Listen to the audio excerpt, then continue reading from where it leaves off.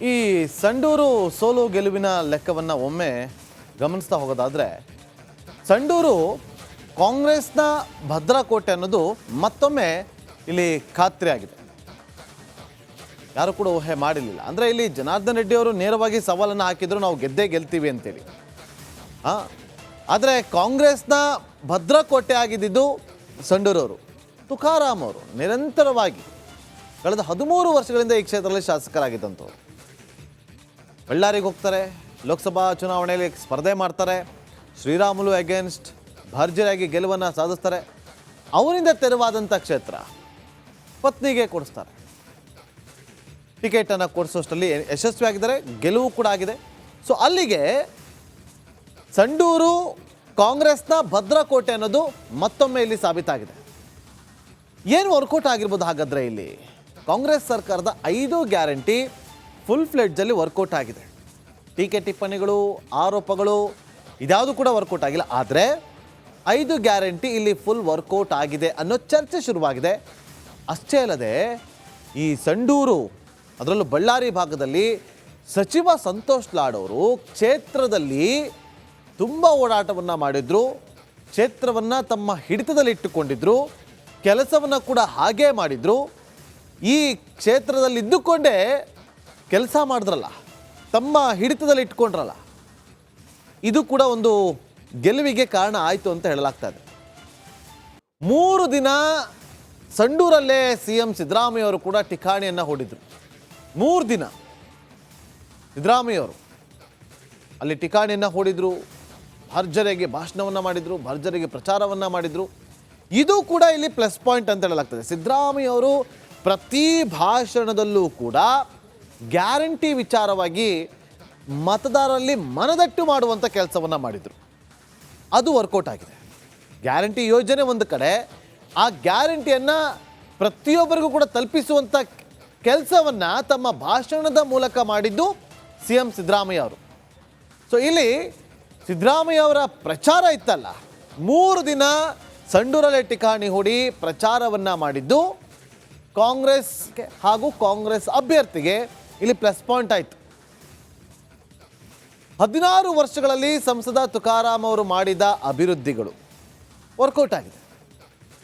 ಕ್ಷೇತ್ರದಲ್ಲಿ ಮಾಡಿದಂಥ ಅಭಿವೃದ್ಧಿ ಅದು ಕೂಡ ಇಲ್ಲಿ ಪತ್ನಿ ಅನ್ನಪೂರ್ಣ ತುಕಾರಾಮ್ ಅವರ ಕೈ ಹಿಡಿಯೋದಕ್ಕೆ ಸಾಧ್ಯ ಆಯಿತು ಅನ್ನುವ ಮಾತುಗಳು ಕೂಡ ಇದೆ.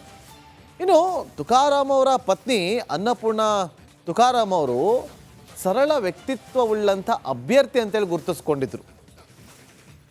ಸಂಡೂರು ಕ್ಷೇತ್ರದಲ್ಲಿ ಮೊದಲೇ BJP ವಿರೋಧಿ ಅಲೆ ಇತ್ತು, ಅಲ್ಲಿ ಆ್ಯಂಟಿ ಇನ್ಕಮೆನ್ಸಿ ಇತ್ತು, ಅಂದರೆ BJP ವಿರೋಧಿ ಅಲೆ ಜಾಸ್ತಿ ಇತ್ತು. ಅಷ್ಟೇ ಅಲ್ಲದೆ ಕ್ಷೇತ್ರದಲ್ಲಿ ಕಾಂಗ್ರೆಸ್ನ ಕಾರ್ಯಕರ್ತರ ಪಡೆಯನ್ನು ಬಹಳಷ್ಟು ಬಲಿಷ್ಠವನ್ನು ಮಾಡೋದರಲ್ಲಿ ಇಲ್ಲಿ ಯಶಸ್ವಿಯಾಗಿತ್ತು.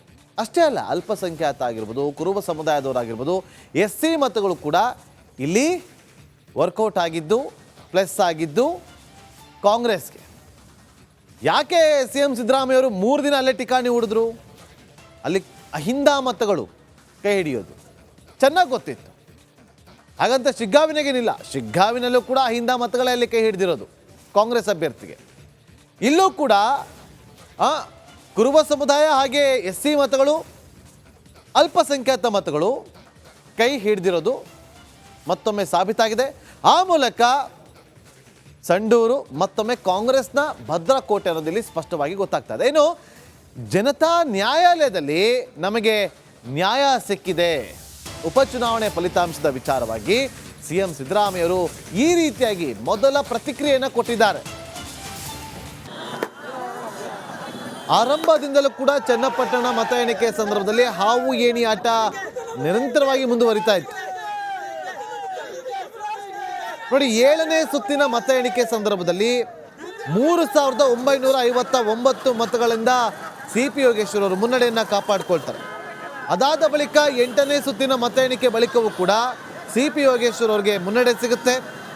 ಆಗ 3000 ಅಂದರೆ 4000 ಹತ್ತಿರದಲ್ಲಿ ಇದ್ದಂಥ ಮುನ್ನಡೆ ಅಂತರ ಏಕ್ದಮ್ 11,000ಕ್ಕೆ ಹೋಗುತ್ತೆ. 11,178 ಮತಗಳ ಭರ್ಜರಿ ಮುನ್ನಡೆಯನ್ನು ಕಾಪಾಡಿಕೊಳ್ತಾರೆ. ಅದು 8ನೇ ಸುತ್ತಿನ ಮತ ಎಣಿಕೆಯ ಸಂದರ್ಭದಲ್ಲಿ.